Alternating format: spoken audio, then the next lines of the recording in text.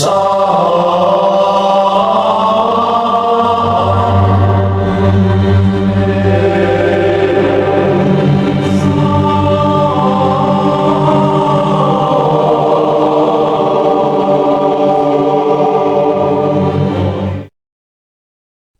pertama. Bacaan dari Nubuat Yunus. Datanglah firman Tuhan kepada Yunus untuk kedua kalinya. Demikian, bangunlah, pergilah ke Niniwe, kota yang besar itu, dan sampaikanlah kepadanya seruan yang kufirmankan kepadamu. Bersiaplah Yunus, lalu pergi ke Niniwe, sesuai dengan firman Allah. Niniwe adalah sebuah kota yang mengagumkan besarnya, 3 hari perjalanan luasnya. Mulailah Yunus masuk ke dalam kota itu sehari perjalanan jauhnya, lalu berseru, 40 hari lagi, maka Niniwe akan ditunggang balikan. Orang Niniwe percaya kepada Allah, lalu mereka mengumumkan puasa. Dan mereka, baik orang dewasa maupun anak-anak, mengenakan kain kabung. Setelah sampai kabar itu kepada Raja kota Niniwe, turunlah ia dari singgasananya. Ditanggalkannya jubahnya, diselubungkannya kain kabung, lalu duduklah ia di abu. Lalu atas perintah raja dan para pembesarnya orang memaklumkan dan mengatakan di Niniwe demikian, manusia dan ternak, lembu sapi dan kambing domba tidak boleh makan apa-apa, tidak boleh makan rumput, dan tidak boleh minum air. Haruslah semuanya, manusia dan ternak, berselubung kain kabung, dan berseru dengan keras kepada Allah, serta haruslah masing-masing berbalik dari tingkah lakunya yang jahat, dan dari kekerasan yang dilakukannya. Siapa tahu, mungkin Allah akan berbalik dan menyesal, serta berpaling dari murkanya yang bernyala-nyala itu, sehingga kita tidak binasa. Ketika Allah melihat perbuatan mereka itu, yakni bagaimana mereka berbalik dari tingkah lakunya yang jahat, maka menyesallah Allah karena malapetaka yang telah dirancangkannya terhadap mereka, dan ia pun tidak jadi melakukannya. Demikianlah sabda Tuhan.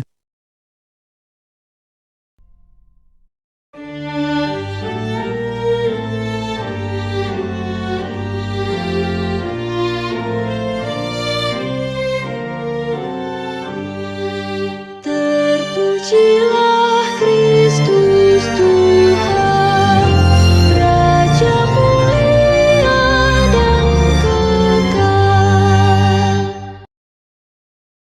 Sekarang juga, demikianlah firman Allah. Berbaliklah kepadaku dengan segenap hatimu, sebab aku ini pengasih dan penyayang. Terpujilah Kristus Tuhan, Raja mulia dan kekal. Tuhan bersamamu dan bersama rohmu. Inilah Injil suci menurut Lukas. Sekali peristiwa, Yesus berkata kepada orang banyak mengerumuninya. Berkatalah Yesus, angkatan ini adalah angkatan yang jahat. Mereka menghendaki suatu tanda, tetapi kepada mereka tidak akan diberikan tanda selain tanda Nabi Yunus. Sebab seperti Yunus menjadi tanda untuk orang-orang Niniwe, demikian pulalah Anak Manusia akan menjadi tanda untuk angkatan ini. Pada waktu penghakiman, ratu dari selatan itu akan bangkit bersama orang dari angkatan ini, dan ia akan menghukum mereka, sebab ratu ini datang dari ujung bumi untuk mendengarkan hikmat Salomo. Dan sesungguhnya yang ada di sini lebih daripada Salomo. Pada waktu penghakiman, orang-orang Niniwe akan bangkit bersama angkatan ini, dan mereka akan menghukumnya. Sebab Orang-orang Niniwe itu bertobat waktu mereka mendengarkan pemberitaan Yunus. Dan sesungguhnya yang ada di sini lebih daripada Yunus. Demikianlah sabda Tuhan, terpujilah Kristus. Bapak, Ibu, dan saudara-saudari terkasih dalam Kristus Yesus, Injil Lukas hari ini berbicara mengenai orang banyak meminta tanda dari Yesus. Tetapi hanya diberikan tanda Yunus. Dalam kitab Yunus dikisahkan orang Niniwe serta rajanya bertobat. Setelah Yunus menyampaikan pesan Allah yang menegur kejahatan mereka. Apa maksudnya tanda Nabi Yunus? Tanda Nabi Yunus ialah tanda pertobatan, di mana penduduk Niniwe bertobat saat mendengar pesan yang disampaikan Nabi Yunus, bahwa Allah akan menghancurkan kota mereka. Bagaimana situasi di zaman sekarang setelah mengetahui tanda dari Yesus akan kedatangannya yang kedua kali pada hari penghakiman dunia? Menyaksikan keadaan dunia saat ini, sepertinya banyak orang lebih mengejar harta kekayaan dunia daripada fokus pada hal-hal rohani. Bapak, Ibu, dan saudara-saudari terkasih, prioritas utama hidup saat ini adalah uang dan kekuasaan. Sehingga mereka tidak takut mati, tidak peduli etika moral, bahkan dosa sekalipun mereka anggap sepele. Paling kasat mata saat ini adalah politikus mengejar kekuasaan dan juga para koruptor yang semaunya mencuri uang rakyat demi kepentingan diri sendiri. Banyak yang berdalih, selama kaki masih menginjak tanah, yang penting dapat duit. Soal itu dosa menurut ajaran agama, gak usah fanatik lah. Gampang saja, setelah dapat banyak duit, nanti sumbangan ke gereja atau ke yayasan dan lain-lain. Di satu sisi, dia dipuja-puji karena banyak menyumbang duit, namun di sisi lain yang tidak diketahui orang, bahwa duit yang diperolehnya dari hasil kejahatan atau menipu atau dari hasil korupsi. Meskipun suatu hari nanti akan ketahuan juga.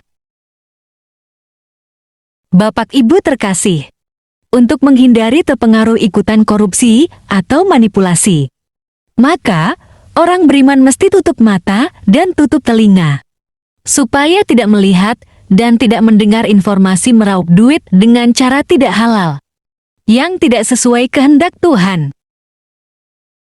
Banyak orang lebih takut ketahuan oleh polisi, penegak hukum lainnya, KPK, dan sebagainya, daripada takut kepada Tuhan, padahal mereka tahu bahwa perbuatan mereka pasti diketahui Tuhan. Bapak, Ibu, dan saudara-saudari terkasih, mari kita baca Lukas pasal 8 ayat 17. Sebab tidak ada sesuatu yang tersembunyi yang tidak akan dinyatakan, dan tidak ada sesuatu yang rahasia yang tidak akan diketahui dan diumumkan. Perlu kita ketahui, Bapak, Ibu, dan saudara-saudari terkasih, Tuhan memberikan kesempatan untuk bertobat, sehingga seringkali perbuatan jahat tidak langsung dihukum oleh Tuhan. Namun kita manusia terlalu terlena dengan dosa kita, sehingga kita lupa akan perbuatan kita. Atau mungkin kita merasa benar sendiri, banyak yang melakukan hal tersebut. Mari kita baca firman Allah, 2 Timotius pasal 2 ayat 25. Dan dengan lemah lembut dapat menuntun orang yang suka melawan. Sebab mungkin Tuhan memberikan kesempatan kepada mereka untuk bertobat dan memimpin mereka sehingga mereka mengenal kebenaran. Tuhan memberikan waktu kepada kita untuk memohon ampun atas perbuatan kita. Dan Tuhan menunggu kita bertobat. Berbeda dengan KPK, polisi, petugas pajak, dan sebagainya. Biasanya langsung menghukum orang yang melanggar peraturan. Bapak, Ibu, dan saudara-saudari terkasih, makna renungan hari ini, kita mengakui seringkali jatuh dalam dosa. Akan tetapi, hendaklah kita harus segera mengakui dosa dan memohon ampun kepada Tuhan. serta berjanji tidak akan mengulangi perbuatan dosa lagi seperti yang dilakukan orang Niniwe. Mari kita baca firman Allah di Perjanjian Lama Yunus pasal 3 ayat 10. Ketika Allah melihat perbuatan mereka itu, yakni bagaimana mereka berbalik dari tingkah lakunya yang jahat, maka menyesallah Allah karena malapetaka yang telah dirancangkannya terhadap mereka, dan Ia pun tidak jadi melakukannya. Janganlah mengeraskan hati seolah-olah tidak berdosa berdasarkan sudut pandang sendiri, dan merasa dirinya paling benar dengan memakai nama Tuhan, tapi dengan cara dunia. Dosa adalah perbuatan berlawanan dengan kehendak dan peraturan Allah. Masih banyak orang di bumi ini berbuat dosa, tapi memakai nama Tuhan dan menganggap bagi dirinya adalah kebenaran. Tolok ukur dosa atau tidak adalah berdasarkan kebenaran Allah yang tertuang secara tertulis dalam Alkitab. Bapak, Ibu, dan saudara-saudari terkasih, sangat disayangkan bila masih ada orang tidak mau baca Alkitab, sehingga ia tidak tahu apa itu kehendak dan peraturan Allah. Tidak heran jika ada yang memandang dosa berdasarkan pandangan sendiri, yang dipengaruhi prinsip dunia dan ajaran nenek moyang atau leluhurnya. Semoga kita menyadari pentingnya mawas diri, agar tidak berbuat dosa. Dan semoga sepanjang hari ini kita melakukan perbuatan yang berkenan dan menyenangkan bagi Allah. Salam kasih, Tuhan Yesus memberkati. Marilah berdoa. Allah Bapa, sumber pengharapan, Engkau telah mengikat perjanjian dengan semua orang melalui Yesus Kristus yang terurapi. Semoga kami selalu berpegang teguh kepada Dia dan berkembang menjadi umat yang patuh setia. Dengan perantaraan Yesus Kristus, Putra-Mu, Tuhan kami yang bersama Dikau, dalam persekutuan Roh Kudus, hidup dan berkuasa, Allah sepanjang segala masa. Dalam nama Bapa dan Putra dan Roh Kudus. Amin. Terima kasih sudah membaca, mendengarkan, dan merenungkan firman Allah. Jangan lupa subscribe, like, dan comment. Tuhan Yesus memberkati.